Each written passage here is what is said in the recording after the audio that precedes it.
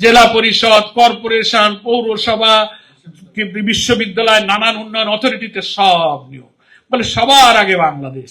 এখন দেখি সবার আগে বিএনপি ভয় পাচ্ছে যে জুলাই সনদ যদি আমি বাস্তবায়ন করি উইদাউট নট অফ ডিসেন্ট, গণভোটের যে রায় হুবহু যদি ওনারা মানেন, কর্তৃত্ববাদী শাসন, আওয়ামী ফ্যাসিবাদী কায়দায় দলীয়করণ, প্রশাসনের সব জায়গায় আমার লোক ছাড়া, এক্ষুনি তো সনদ লাগবে না, এক্ষুনি কাণ্ড কারখানা দেখতেছেন না? জেলা পরিষদ, কর্পোরেশন, পৌরসভা, বিশ্ববিদ্যালয়, নানান উন্নয়ন অথরিটিতে সব নিয়োগ। বলে সবার আগে বাংলাদেশ। এখন দেখি সবার আগে বিএনপি। এত বড় একটা ভোট আপনারা করলেন, ইঞ্জিনিয়ারিং ম্যানিপুলেশনের দিকে নাই গেলাম, কষ্ট নিয়ে আমরা সব মেনে নিয়েছি। তো এসব জায়গায় যখন আপনি পলিটিক্যাল অ্যাপয়েন্টমেন্ট দিলেন, তো বিএনপি ছাড়া কি আর একটা লোক অন্য দলের পাইলেন না? দিয়ে বুঝাতে পারতেন যে বাবা আমরা 10টা দিচ্ছি, তোমার একটা দিচ্ছি। এই নাকি সবার আগে বাংলাদেশ।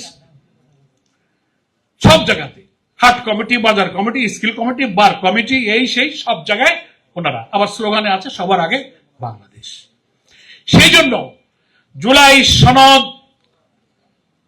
অক্ষরে অক্ষরে মানার অর্থ হলো এই সনদের ভিত্তিতে যে গণভোটের ব্যালটটাই তৈরি হয়েছে 4টি প্রশ্নে। আপনারা, আমি মনে করি প্রধানমন্ত্রীও হাতে ভোট দিয়েছেন, সর্বমন্ত্রীও হাতে ভোট দিয়েছেন, আইনমন্ত্রীও হাতে ভোট দিয়েছেন। দয়া করে ওই ভোট কার্যকর করে ওর ভিত্তিতে সংবিধান সংস্কার পরিষদের অধিবেশন ডাকুন। 2টা অধিবেশন পার্লামেন্টে চলছে, আর একটা অধিবেশন সামনে আছে। 180 দিন যদি চলে যায় প্রথম অধিবেশনের সময় থেকে, এই প্রেসিডেন্সিয়াল অর্ডার তারও একটা আইনি বাধ্যবাধকতা আছে। তাহলে কি পজিশনটা দাঁড়াবে? এই জন্য আইনজীবীদের করণীয়, এই আইন ভঙ্গ করলে, যে সরকার ভঙ্গ করে, যে পার্লামেন্ট ভঙ্গ করে, শুধু কি মেজরিটির ক্ষমতা দিয়েই তারা থাকতে পারে কি পারে না?